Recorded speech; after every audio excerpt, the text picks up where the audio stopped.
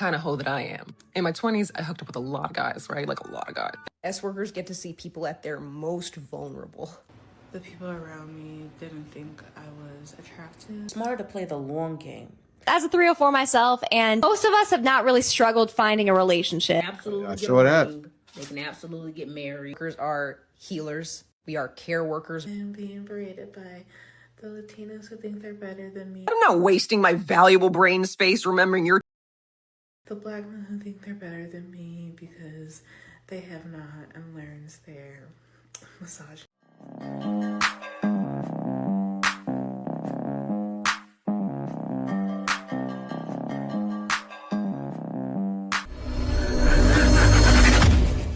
Good morning, it's tea time with your auntie.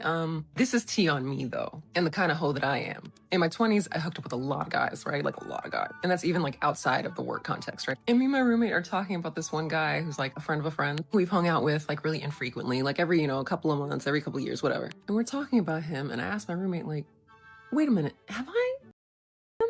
And she's like, no, you haven't slept with him, you haven't fucked him. And I'm like, yeah, it's funny that I haven't yet. Because I always thought he was handsome and, we used to be a little flirty. I'm like, I genuinely can't remember. And she's like, text him, ask him. So I'm like, yeah, that's a good idea. I'll just ask him if we've ever had sex. So I text him, say, hey, Kay. He's like, hey, what's up? How are you doing? I haven't talked to you in a little while. I go, I just have a quick question. Have we ever and there's a beat, right? And then I get the text back, yes, several times. I look at my roommate and I go, oh.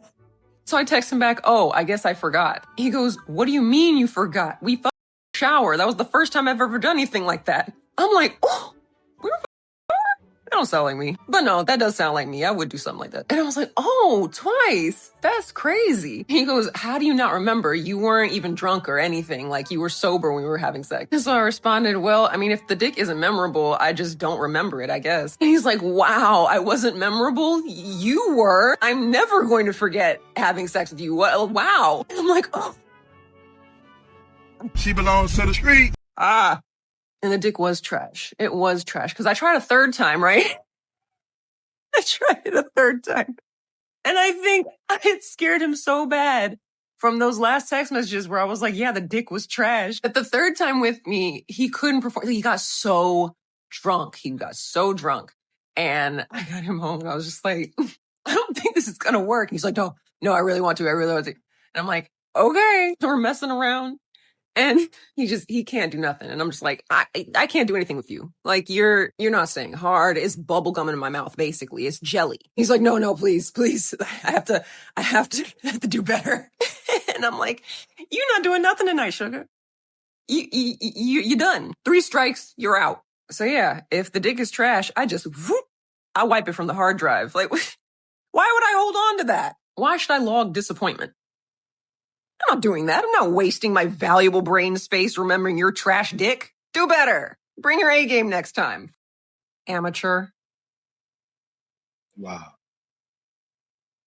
I'm going to keep going because you see how, she's 36 now, right? So she'd remember him. And I've heard that before. The guys that are not memorable. And what do they mean by that? Not that they may have an orgasm all the time. Maybe if they broke a sweat and they felt good for a long time, but they couldn't, get off. They may accept that. But a lot of time they want to, But from the way she's talking, and that she said a lot of guys outside of selling myself. So also she's doing it in the shower. A lot of times, if you're doing it in the shower, it's without, condom. That's just what happens a lot of time in the shower, right? Men don't usually, or females probably usually don't care. So let's make a long story short, shall we? An annoying leftist, and as an annoying leftist, I'm going to have to give you an annoying leftist response. I don't think any work is empowering. Whether it's your work, my work, their work, he, she, it's, they's work, especially under capitalism. Because there is no room for empowerment when your choice is to either work or starve. Hard to be empowered under the barrel of a pew-pew. All work is varying degrees of exploitation, depending on how much consent you can give to do that work, and depending on how fairly compensated you are for doing that labor. I think the problem with this question is that a lot of people like things to be black and white. It's either good or it's bad. It's empowering or it's disempowering. It's exploitation or it's not exploitative. And the fact is, all labor that's done under capitalism is in various shades of gray. Do I think that the person who works at Walmart for minimum wage is empowered? To a degree, but not really. Sure, they get a steady paycheck, but what can they do with that little money that they make? Does that money allow them to be safe, secure, have savings, go on vacation, take care of their health care, take care of what food that they need, take care of their kids, pay all of their bills? Yes and no. Mostly no. Minimum wage workers are exploited, in my opinion, and in many other people's opinions. Do I think a doctor that is clearing 6 figures every year is more empowered? Yes and no. They make enough money to not have to worry about whether their bills are going to be paid or whether they have to choose between their insulin medication or eating this week. Do doctors still work under exploitative systems, being required to work 12 to 16-hour shifts, and at the higher end, being on call for up to 28 hours? That empowering? Is that exploitation? It's a little bit of all of it. The money that you make allows you to be less exploited. The more money you have, usually the more distance you have between you and the exploitation. The less money you have, the more ability people have to exploit you. When we talk about labor, we also have to talk about power. And money is power under capitalism. Those without money have no power. Those with all the money have all the power. They have the power to not be exploited, and they have the power to exploit other people. Does that mean they're exempt from that exploitation? Not necessarily. It depends on where you are on the rung. As for the second part of your question, is it necessary to keep SW around? I say yes. S work is care work. It is interpersonal work. It's energy work. It is human connection, and human connection is never not important. Just like all other forms of work, there's shades of gray to it. It's not just a yes or a no kind of thing. Some S work is just about getting a nut off. That's it. There's no deeper spiritual connection, that kind of thing. It's just about releasing the pressure valves. That's it. So whose? His or yours? Because I'm sure you're not getting yours off. You're helping the guy get his off. Is it for his mental health? Yes. But is it really helping? It's not. But let me let her continue. And some S work, I think, is genuine care work. It can be connective. It can be spiritual. It can be therapeutic. We know, Flackhurst. As always, seeing an S work is not therapy. The pussy is not therapy. It can be therapeutic, but please also go see a therapist. As an S worker, I get told every day by my clients that I've made their lives better. Someone call a search party because these TikToks are lost in Delulu land. That seeing me is the highlight of their week. That the experience that they're allowed to share with me and the money that they are privileged to give me makes every day that they go to work and suffer worth it. I do think that S workers are healers. We are care workers. We are caregivers. The environments that we cultivate are more often than not one of the only places that men can put their guard down and be truly honest about what they desire, the things that they're scared of telling their spouse or their partner, the people that they actually truly love and want to be with. Being in a space with an S worker is a place of non-judgment. So many men come to me to explore their feminine sides. They want me to put makeup on them or wear wigs or, you know. You can't make this up. Explore their transness or their femininity or whatever it is. Or they just want to be held, or they want a place where they can cry because they feel like there's nowhere else that they can do these things and not be judged or called the F slur. This work is so complicated, and so many people don't see it as that. It can be as simple as releasing the pressure valves, you know, getting a nut off, and it can be as deep as a spiritual experience. It can be as deep as being a safe place for people to unpack their trauma. So do I think S work is necessary? Absolutely. It is necessary work. It's ridiculous work. It's important work. It's fun work. It's annoying work. It's deep work. It's extremely misunderstood and unfairly stigmatized. S workers get to see people at their most vulnerable. And when it's done right, you can really change people's lives. So, what she's saying to a lot of females, it's inspirational, right? It seems like a walk in the park.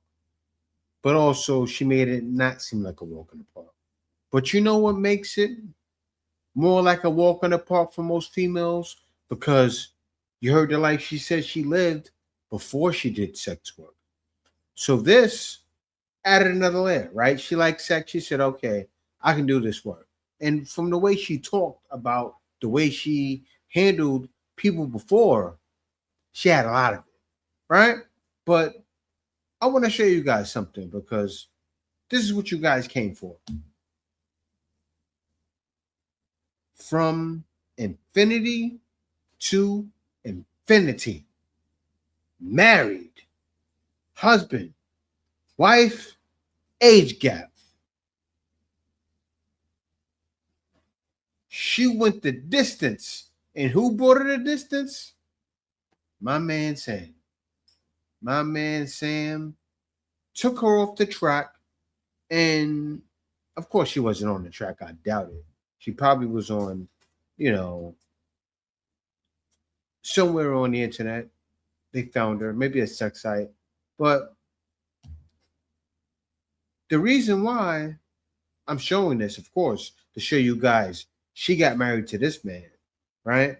Now, he could have been one of the guys that said, you made my week, right? He could have been one of the guys that wasn't married. This happens. He wasn't married. She made his week a bunch of times. She could have met with him, 100 times? 200 times? This guy said, well, you made my week so much, I'm just going to marry you. Are you open to that? And I showed you guys her age earlier, right? Take a look. I got to show you guys this real quick. This is All right. Tea time with your 36-year-old. Oh, and I'm not shaming her. Why? Because she had to get out the game.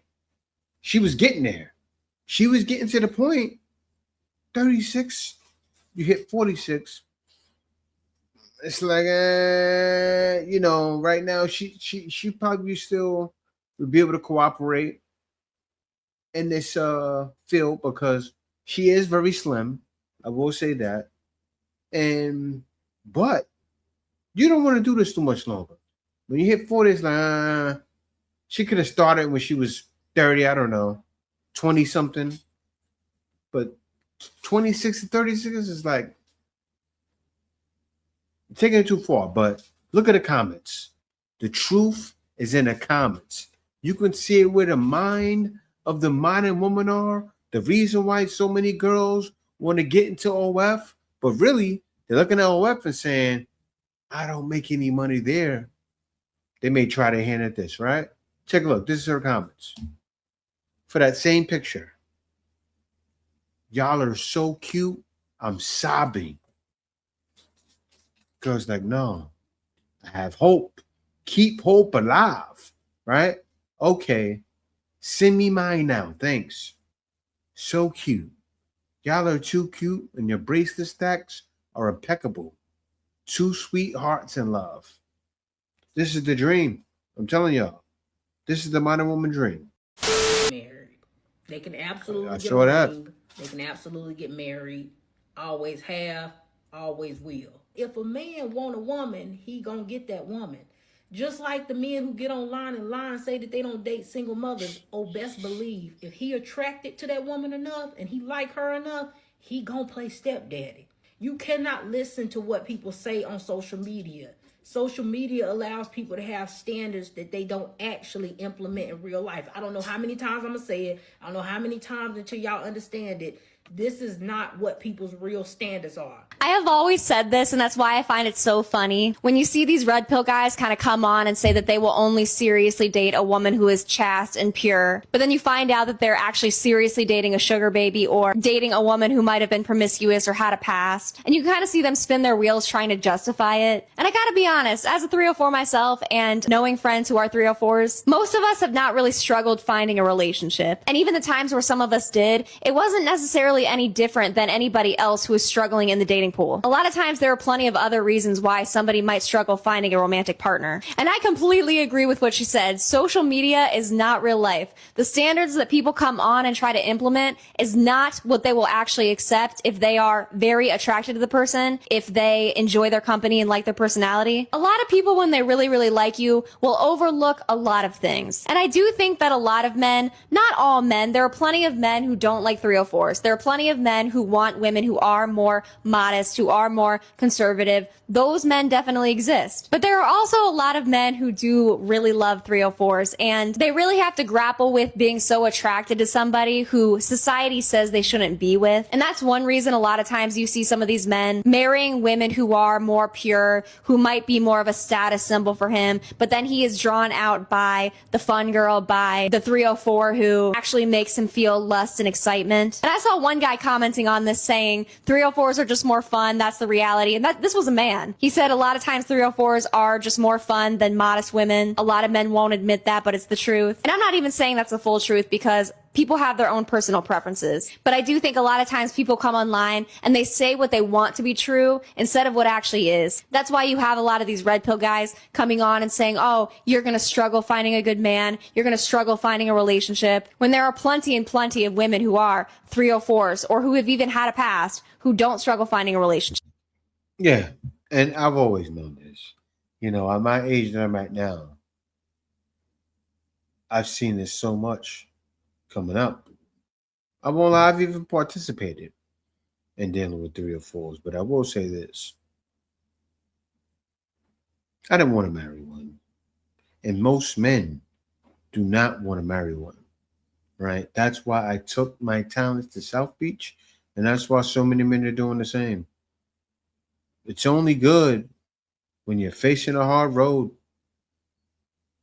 and that's all it's good for. The fact when men start putting a ring, you crossed the line, brother. You definitely did. But most of them want to live that double life. Lived it, okay. Now I can get a husband and I can laugh into the sunset, right? So what they do this. Or I have some advice for you regular girls. So if you are truly trying to find a rich man or where they actually tend to be, stop listening to all these dating coaches who are either married and been out the game for decades or are just giving the most generic information like go to a hotel bar, wear a nice outfit and smell good and look pretty. Like, okay, duh. If you're in North Carolina, you need to be at the economic forecast for.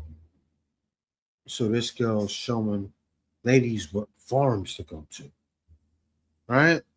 But this is how you have to live it. This is high class 304 knowledge.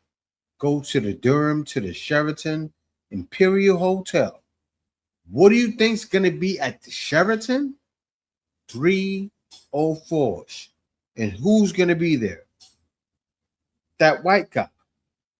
So that same lady that was giving advice in the first video went to something like this and got a white guy. What do you think other girls are going to do? The same thing. See, but the guys that are getting married to these girls, you know, like the Adam 22 lane, that's kind of what it's like, right? You have to take the Adam 22 lane. It's kind of like you have to be a cuck. Just knowing that in your head. I don't care what anybody says. Oh, you see this red pill nonsense. Baloney. Right?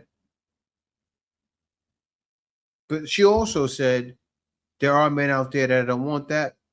I'm one of those guys. Fours are finding these rich men, like all the athletes and the business owners and stuff. You gotta know they're playing a different game than regular girls. Regular girls are hearing on the internet to go to a hotel bar and a man's going to find you and he's going to pay your bills. That man at the hotel bar is going to think that you are a 304. I'm not saying that there's anything wrong with that. I'm saying it's smarter to play the long game.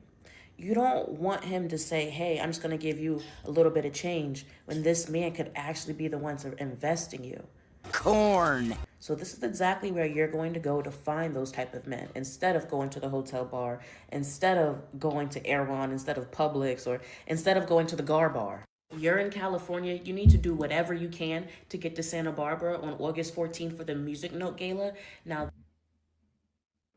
So, what day is it today?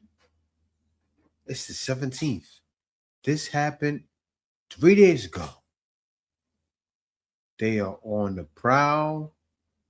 They are on the prowl. And you know what's sad?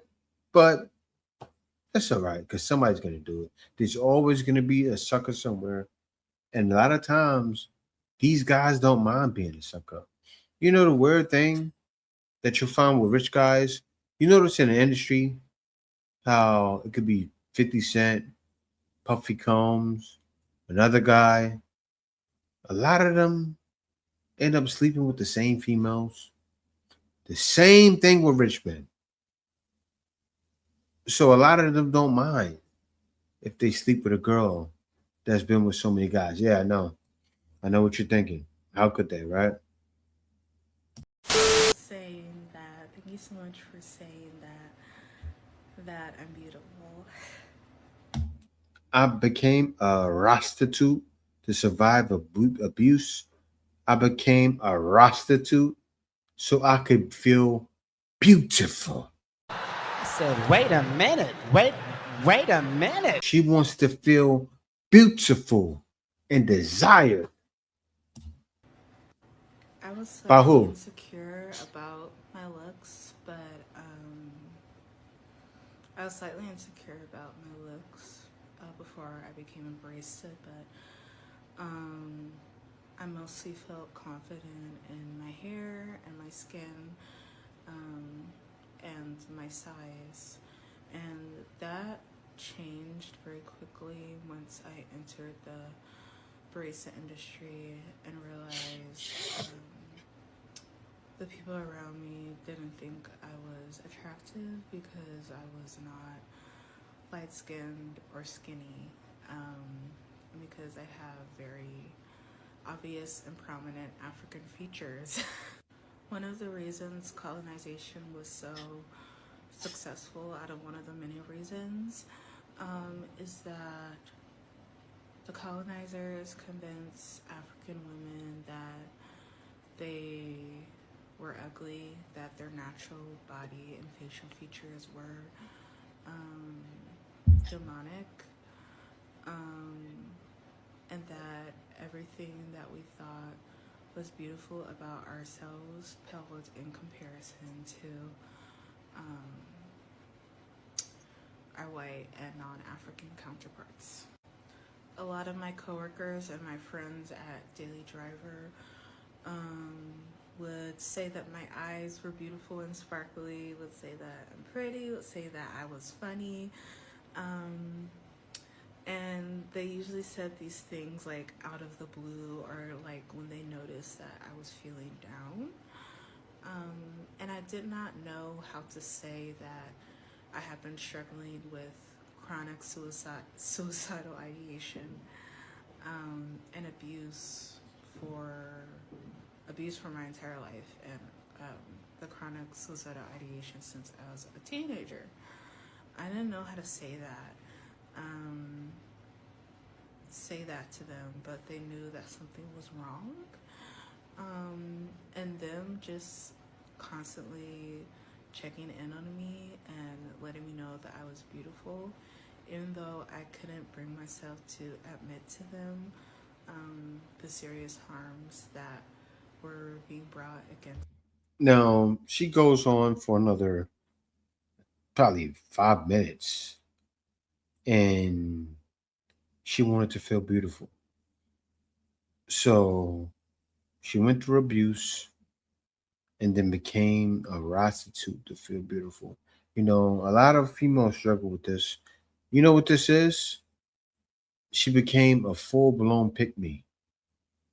You know, some girls, they just give it up to guys so they can pick them, but that doesn't work because the guy's just getting some, right? She said, forget that. I'm going to do it for money. industry as a whole is very anti-black. I know this because of conversations I've had with baristas in the Bay Area coffee community, and also talking to people who have worked in cafes across the country.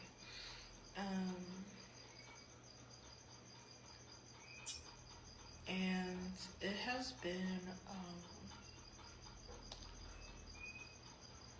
3 years or 2.5 years since I was a barista. I'm still recovering from the depressive psychosis that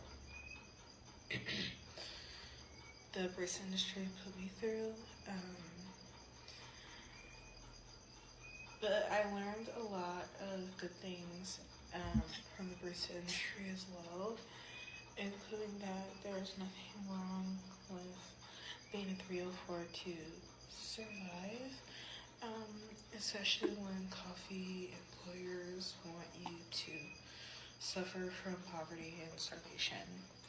There were a few times within my successful barista career where I was scared that my coworkers were going to hit me, and the first time that happened was when I was at Tira Mia. Immediately after I was hired at Tira Mia, I told the closest news coworker I could find, "Oh, I'm so excited to work here." I applied a lot of times. In retrospect, she was already looking at me in a disgusting manner, like I didn't belong there. And I realized she was the assistant manager, and I realized she and the other Latina. Sex workers do not inherently attract violence. The coffee industry is violent. Clients can be violent. Yeah, what I think happened. She comes across like a pushover. And when men get with a girl or get a girl around them, that's a pushover. This can happen, right? Men probably saw her boobs, right? Imagine standing here in the barista outfit, whatever the coffee place is. The shirt's not going to be very big. It's going to be kind of tight. So she's sitting there, boob. And guys saw she's soft. Could you imagine what happened? Yeah. Some guys can be wild, and I can only imagine. So because she had that look that pushed her, but do I feel sorry? How can I? Because you did it. 304 is okay. Anyway, some of my most stressful and rewarding days of working was waking up early for my barista job, being like, I do not have any groceries or any room funds, and I'm hungry, but anyway. And then going to work and then being berated by the Latinos who think they're better than me because they're non-black and immigrated here.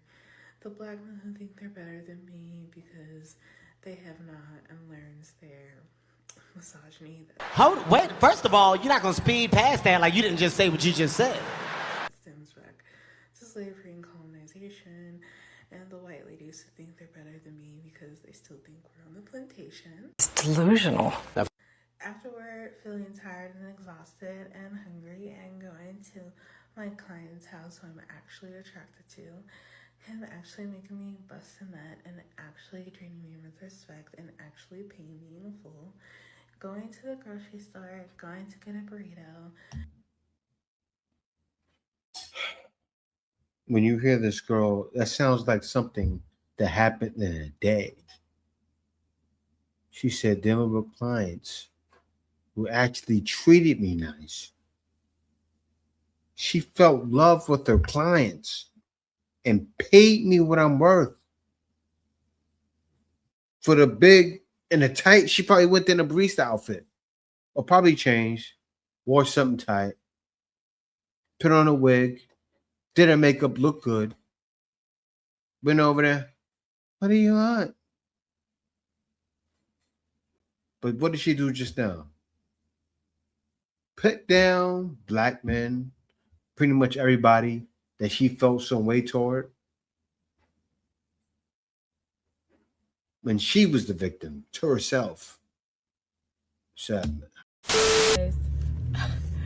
This nigga liked me, and I told him to give me $700 right now, and he came back and gave me $400 and said like that's all he had got. So I'm like, well, where's the rest? He like, well, I'm gonna give it to you Monday. I was like, okay, well, you're gonna have to add on $200 more since it's gonna be Monday, because I need some shit right now. Like I told him I needed my phone right now. I'm telling him like I had lost my phone type shit, but I had been got my phone back. And he like, okay, I do Monday. He showed me his bank account, y'all. Why I left that man $14 in his bank account? I feel so bad. I damn near want to go back and get him the fuck, because it's like, damn. See, this is why I could not do no hoeing. Y'all want to know why I couldn't do no hoeing? Because my job, he just told me he been thinking about me all day, and I just met this man. Like, I couldn't do no hoeing. I couldn't do no hoeing because niggas get like emotional attachments to you. He ain't never had a bitch like me. This nigga work at the mother station, bitch, and oh my God, I feel so bad. Should I feel bad or not? Or should I get this money? Cause like, I don't know. The Iceman is coming!